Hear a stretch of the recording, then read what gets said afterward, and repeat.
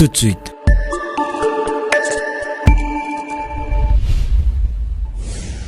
Le journal.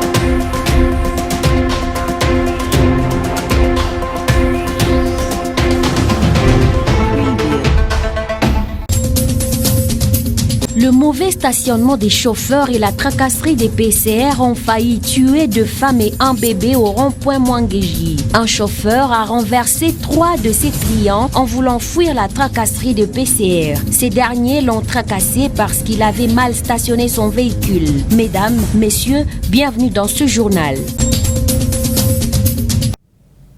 Merci de nous choisir, mesdames, messieurs, encore ce jeudi 30 mai 2019.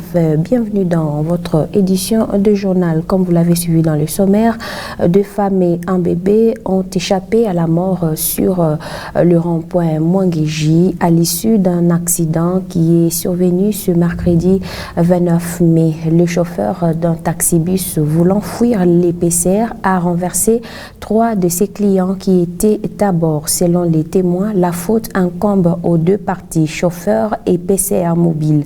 Suivez des précisions dans ce reportage. Il y a eu 2 victimes à l'issue de cet accident, une blessée au genou, une autre aux orteils et au genou. Heureusement, elles ont été emmenées à l'hôpital pour de soins urgents. Tout ça à cause du mauvais stationnement des chauffeurs et de l'agitation de PCR.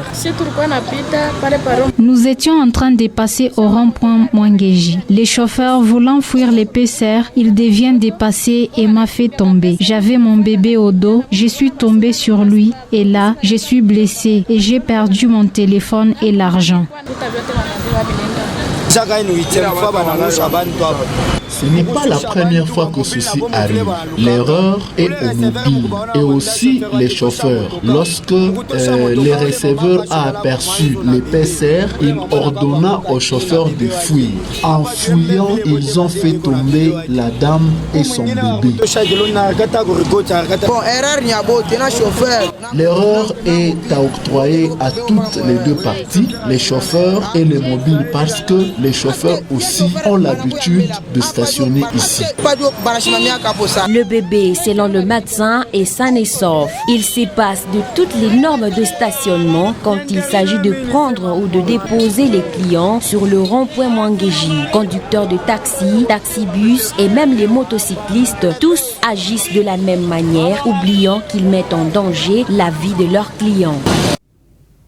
Les anciens agents de Chemaf ont manifesté leur mécontentement contre le licenciement abusif d'environ 80 personnes après avoir saisi plusieurs services dans ce domaine. Il n'y a toujours pas de suite. Ils ont été obligés de faire recours aux médias pour implorer l'implication des autorités provinciales afin qu'une solution soit trouvée. Et puis, persona non grata, c'est la qualification donnée à l'ancien gouverneur du Grand Katanga au cours d'un point de presse animé par quelques autorités de la province. Que pense Lilo Labé à ce propos? La réponse, c'est dans ce micro-baladeur de Fiston Salomon. Le rapporteur alikuya anabeba courage ya kumtaya Moïse avec des insultes, bien sûr, insultes il anisha kubeba anaweka anafua discours asha kuandika njuu ya kuchambula muntu. Il s'est bien préparé pour l'insulter. Moïse Katumbi sera la bienvenue huku kwetu Lualaba. Tutampokelea mpaka vile bantu bote basha kumupenda mkongo mzima. Moïse alifanya mambo mwa ile shakupatia ndani ya maro yetu. Ile monsieur Chibonge ashifanya kata siku moja. Na on ne sait même pas s'il a été réellement voté. Parce qu'on l'a vu. S'il a été voté, nous demandons qu'est-ce qu'il a fait par rapport à Balevanto à Mokotaka. tushampenda sana Moise, tushampenda sana ye Moise bila akifanya bantu bananza kuona sisi ni vya bongo, ashifanye bantu bengine ndio balifanya, ile ni mubaya sana. Bacho bamwache kwa Moise tranquille, akuye Mulwalaba tushakumpenda kama ibwe. Ile politiki sisi tunakuwa kuna Mulwalaba tueshika hata Kinshasa. Ule Moise ni Kongole. Na ni muntu alianzia kwa mfano kwetu yeye manjina nyingine, ni muntu alitupresenter manjina yote tuko nayo mwatezi kuitaya. Tunakosa tuka politiki bananza kuitaya pa manjina bena chambulana ni bantu bakubwa. Susi yetu ni Moise pesha kuya ni bajeni ile group yenyewe kuwapi ya kutembea nja kumpika Moise. Ule ni chairman, bintu vya mingi tushakuibiona vile shakufanya leo tunatambuka Lualaba poni nini. Kama nakuwa kuongeza bintu vingine, hakuna hata jeune moya anaweza kushimama nja kumpika Moise. Akuye tutampokelea, ni baba yetu fombele tumuone kila province yote afinyange ndio tutashikia bien. J'ai entendu bajeni ba Lualaba. Bon, muntu mmoja ndio ule mirishikia nerita sema bajeni. Mina nasema ba mingi wananja pade, meye ko yemu. Anerita se shiba jeune ba Lualaba kama Moise anakuya tutamwonfronter. Bon, c'est un citoyen congolais. Aina sene muntu mmoja afashikani, ni Congolais, tumwa chafike. Ule anasema simpende Moise ni ye, mais majorité sur 100% shibote tunampenda Moise. Tutampokela sana kupita na vile bampokela ku Lubumbashi. Kama wanasema Moise asifanye kitu, sisi tunafanya kitu. Uya nayenga fondation uya ngao yenga Bibumbashi. Ula ranza plake ni nani? Shitu mkuu ya Moise. Moise ni wetu. Akuni tutampokela 100%. À ce propos, les déclarations de prise de décision après la sortie médiatique de cet ancien gouverneur de l'ex-Katanga, Moïse Katumbi, sont interdites par le chef du cabinet gouverneur de la province du Lualaba. Ce dernier demande à tout le monde de rester calme et tolérant et d'éviter de créer des tensions communautaires, voire partisanes, car ceci est susceptible de troubler la paix et le vouloir collectif. Selon le cabinet du gouverneur, la loi congolaise reconnaît à chacun le droit de liberté d'expression en son article 23, mais ceci doit s'exercer sous réserve du respect de la loi, de l'ordre public et des bonnes mœurs. Et ensuite, la solution a été trouvée pour des étudiants stagiaires de l'INPP qui se sont plaints mardi 28 mai à cause de leur stage professionnel qui n'avait pas été respecté. Ce mercredi 29 mai, ils ont bénéficié d'un stage de professionnalisation au site INPP situé au coin des avenues Mondrandel et Ungandu. Les étudiants étaient satisfaits et le directeur de l'institut affirme que l'INPP n'a jamais escroqué de l'argent de stagiaires. Nabot Tchomba a aussi démenti certaines déclarations des stagiaires prononcées dans leur plainte. Suivez le processus de la pratique dans ce reportage de Timothée Prince Odia. Il était 14h30 lorsque l'ADI payant à bord, le directeur provincial de l'Institut de préparation professionnelle, est arrivé dans leur site de Madrandel, Nabot Chikombanawej. Il là pour se rendre compte de l'évolution des pratiques des stagiaires de cette institution de l'État congolais. Après un entretien avec les apprenants à propos de leur mécontentement affiché mardi 28 mai, dont certains se sont permis à tenir des propos non conformes à la réalité devant les caméras, les choses se sont tirées au clair. Il y a eu un malentendu. Maintenant, on vient de nous expliquer ce qui devait se passer. Là, maintenant, on continue. Ça va maintenant. Là, je ne peux pas vous mentir. Là, on forme.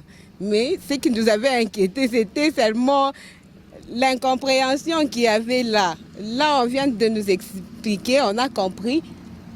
Ça va. Il y a la formation à l'INPP. Sur place, les responsables de l'INPP a instruit à ses collaborateurs pour que tous les stagiaires, même la vingtaine qui n'a pas encore versé la totalité de la somme obligée, fassent la pratique. Nous sommes très contents, nous l'applaudissons parce qu'il a montré qu'il a le souci de nous jeunes l'avenir de demain. Le directeur a donné la chance à tous ceux qui n'avaient pas encore payé. Donc on a donné à tout le monde la chance de passer à la pratique, sans exception. Mais que signifie les 1 mois de pratique à l'INPP? Dans la pratique que nous disons, donc il y a la formation pratique, il y a évaluation pratique, il y a évaluation théorique. Et avant même de monter sur les engins, il y a ce que nous appelons la visite, la prise en charge. C'est toujours dans la pratique.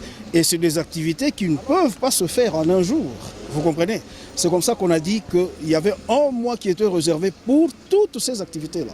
L'INPP Lualaba reste déterminé à accompagner le gouvernement provincial dans la lutte contre le chômage, la fuite des capitaux ainsi que la formation professionnelle. La journée internationale des casques bleus, c'est le 29 mai de chaque année. Investir dans la paix à travers le monde est le thème choisi pour cette année. L'objectif de cette journée est de rendre hommage au personnel civil, policiers et militaires pour leur contribution inestimable. L'affaire des casques bleus et le maintien de la paix. Voici la brève histoire de ce personnel rendu par Ruth Mukena Kasongo.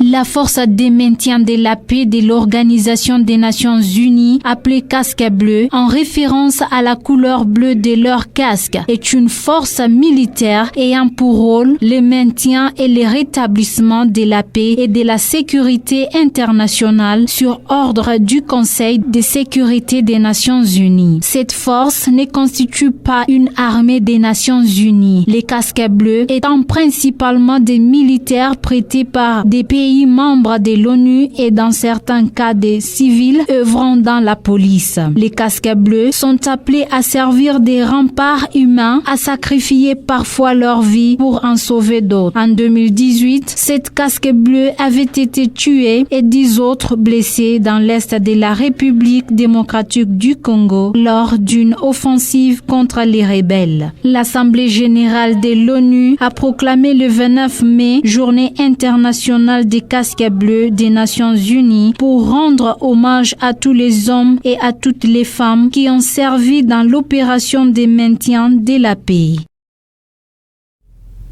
Mesdames, Messieurs, ce journal est terminé. Merci de nous avoir suivis. Bonne journée et bonne suite de programme chez vous. Au revoir.